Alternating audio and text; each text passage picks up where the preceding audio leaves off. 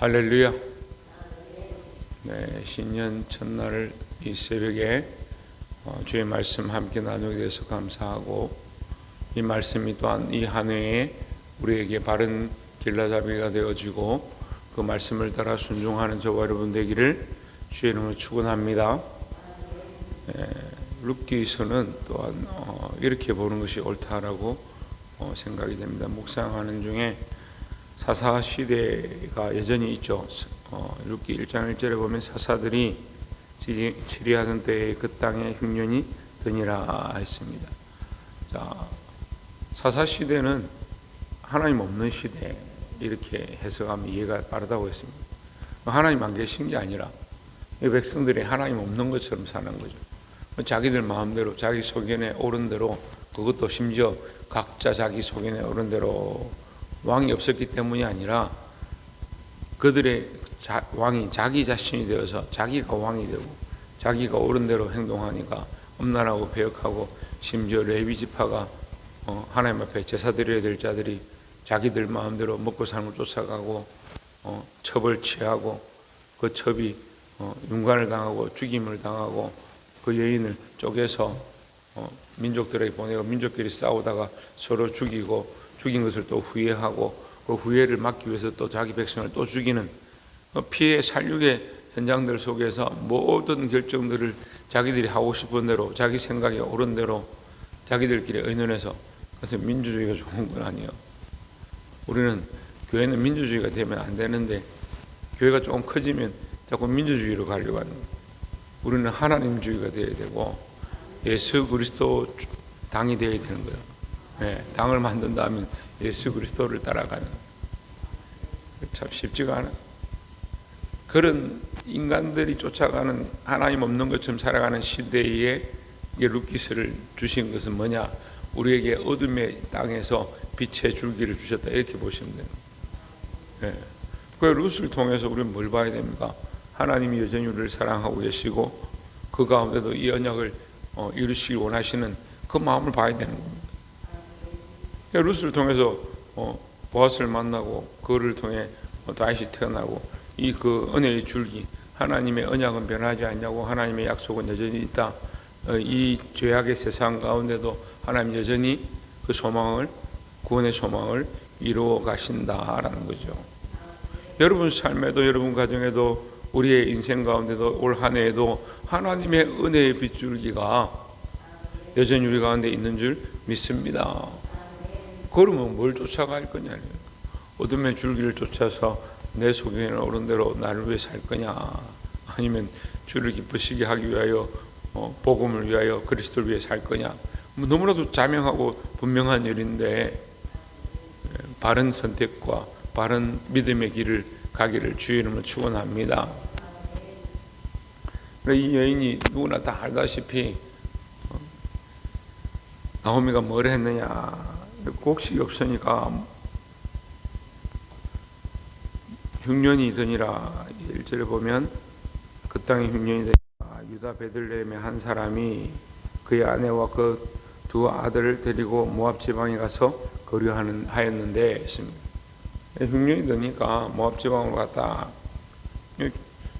시작은 흉년이죠.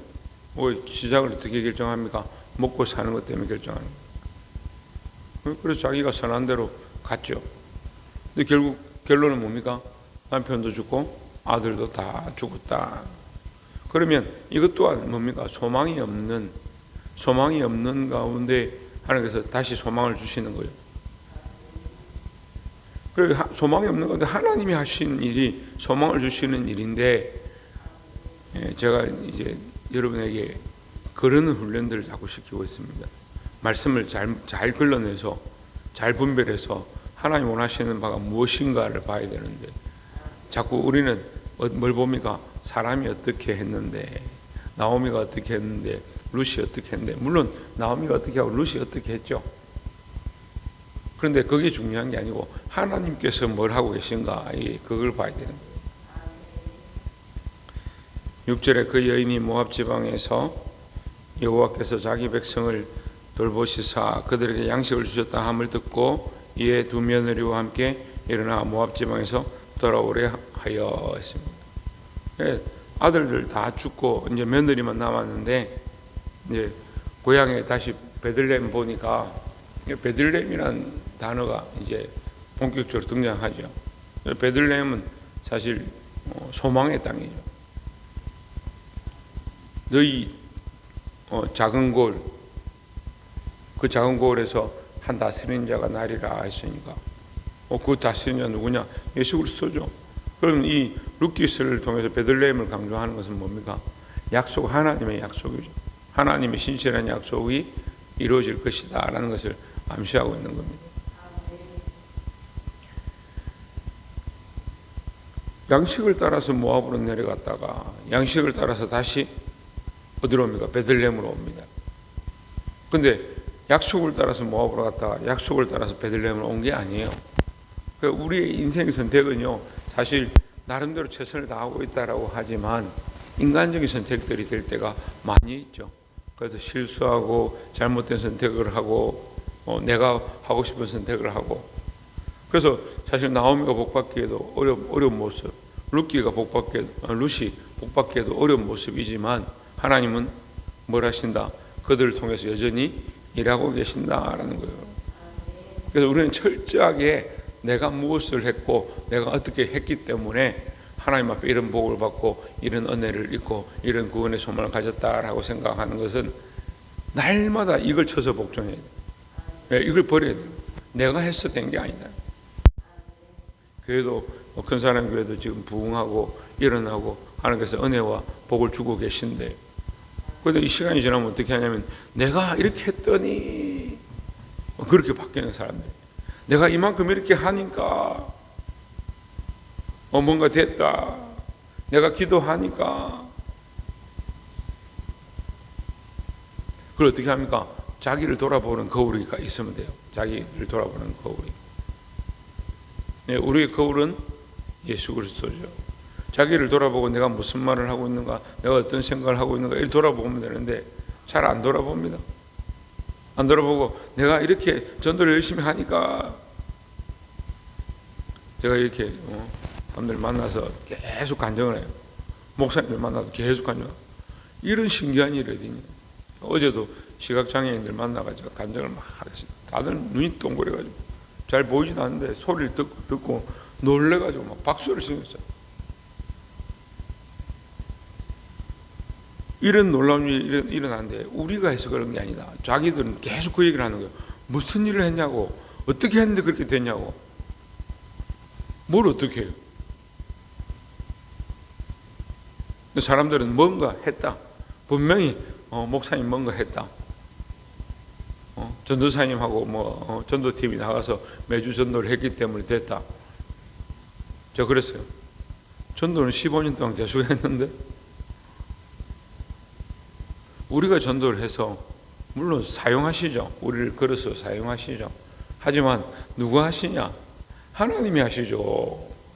뭘 우리가 합니까? 우리가 했기 때문에 그렇게 됩니까?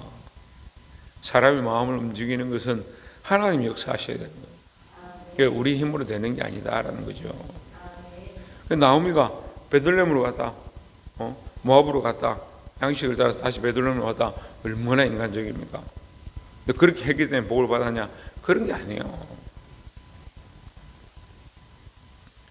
두 아들이 죽었다라는 것은, 이 두 아들이 죽었다는 것은 은유적으로 보면 어때요?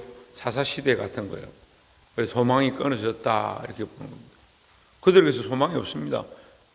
며느리 둘하고 시어머니 하나하고 셋이 뭘 어떻게 할까요? 자식 어떻게 그 집안의 대를 어떻게 있고, 그 소망이 없는 거루터기 같은 그 땅에, 거루터기 같은 나에게, 아무것도 아닌 우리에게 하나님께서 싹을 피게 하시고 생명이 나게 하시고 우리를 감람나무에 접붙여서 하나님 원하시는 참 포도나무 열매를 맺게 하신 그 은혜가 있다라는 거예요. 어디 가니까 돌감람나무를 감람나무에 붙이면 오히려 돌이 되고 돌감람나무 열매가 맺고 이렇게 접붙여야 되고, 이게 잘못됐다 막 이렇게. 그게 뭐 중요한지 모르겠어요. 뽕나무가 아니다. 뭐하까 나무고 어떻고, 그게 뭐 중요하냐고. 삭개고 키가 작아가지고 이렇게 올라갔는데 그 나무가 뽕나무가 아니다. 그게 뭐 중요해요 도대체? 그러니까 제가 말씀 얘기하잖아요. 인간적으로 자꾸 보니까 사람이 뭘 했냐. 야, 삭개오가 뽕나무 올라갔기 때문에 그가 구원을 받았다. 그럼 우리는 다 뽕나무 올라가야 되는데 마당에 뽕나무가 아니라 하더라 다른 나무를 하더라. 그럼 무화과 나무를 다 심어 거기 올라가야 돼. 왜 그런 어떤 명사적인 어떤 실제적인 눈에 드러나는 그 사건과 그 일에 집착하냐. 예수님께서 오셔서 삭개오에게 분명히 말하죠. 오늘 구원이 너의 집에 이르렀느니라. 그 구원이 누굽니까? 예수 그리스도죠. 내가 너희 집에 이르렀다. 누가 찾아왔냐? 내가 찾아왔고 내가 너를 만났고 내가 너를 불렀다. 삭개오야 내려오너라. 분명하잖아요. 근데 우리는 자꾸 뭘 찾아요? 삭개오 어떻게 했네? 대단하다 삭개오가. 그가 가난한 자들에게 4배나 가난한 자들에게 나눠주고 도적한 거 있으면 4배나 갚아주고 그게 이스라엘의 전통이고 4배로 갚는 게 원래 그런 건데 참 대단하다. 그래서 구원이 임한 거요. 그렇지 않은 줄 다 알고 있잖아요. 그것으로 구원을 받지 않은 줄 알고 있잖아요. 그게 전적인 하나님께 돌아가야 될 영광을 왜 사람들에게 돌려요? 그래서 방법을 찾고 이유를 찾고 인간적인 방식들을 찾고 그걸 다 거기다 끼워 맞추는 거예요. 그걸 열심히 해라. 비나이다 지성인 감천이다. 매주 헌금하고 열심히 새벽기도 오고 그렇게 하면 너희 집에 구원이 이른다. 천만의 말씀입니다. 여러분 우리가 구할 것은요 하나님께서 일하여 주옵소서. 하나님께서 역사해 주시옵소서.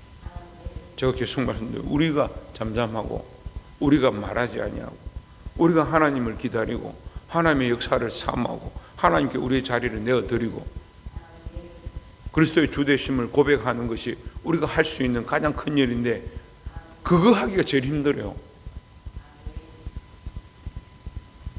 말 많이 하는 청년들이 있어가지고 제가 한 번 얘기했어요. 잠잠해라. 조용해라. 1분이 아니고 10초를 못 넘겨요. 말을 해야 돼. 우리 인간들끼리도 그런데 하나님 앞에서 우리가 우리의 뜻을 내려놓고 우리의 생각을 자복하고 하나님의 뜻을 구하고 하나님 일하여 주시고 하나님의 음성을 듣고 잘 안 돼요. 2024년도 계속 그걸 훈련했어요. 기도할 때 어떻게 하라고? 하나님 뜻을 구하라고. 하나님 뜻을 구하는데 뭐 할 말이 있습니까? 물론 우리가 입술을 열어서 기도하고 우리의 말들을 하지요. 근데 먼저 뭐 한다? 묵상하고 하나님의 음성을 듣고 먼저 하나님 말씀을 우리가 함께 나누고 주의 뜻을 구하길 소망합니다. 룻기를 통해서 하나님의 뜻을 보여주시는 거예요.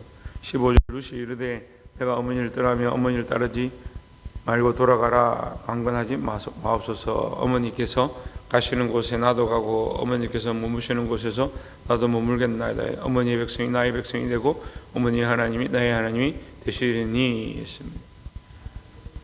16절과 17절에 보면 이 룻이 신앙 고백을 하죠.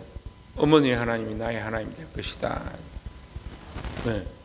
그리고 실제적으로도 이 룻이 그렇게 결단하는 겁니다. 그렇게 하지 않으면 내게 벌 내리시길 원한다. 17절에요. 내게 벌을 내리시길 원한다. 그러면 다시 말하면 죽어도 나는 어머니의 하나님을 떠나지 않겠다. 어머니가 섬기시는 하나님 나는 떠나지 않겠다라는 고백을 하는 거죠. 네. 우리는 하나님을 인정하는 것, 하나님을 높이는 것, 그 하나님을 떠나지 않고자 몸부림치는 것, 그것을 최선을 다해서 힘써야 한다라는 겁니다. 말씀을 맺겠습니다. 19절에 이에 두 사람이 베들레헴까지 갔더라. 베들레헴에 이를 때에 온 성읍들이 그들로 말미암아 떠들며 이르기를 이가 나옴이냐 하는지라 했습니다. 자, 베들레헴에 대해서 계속 얘기를 하죠.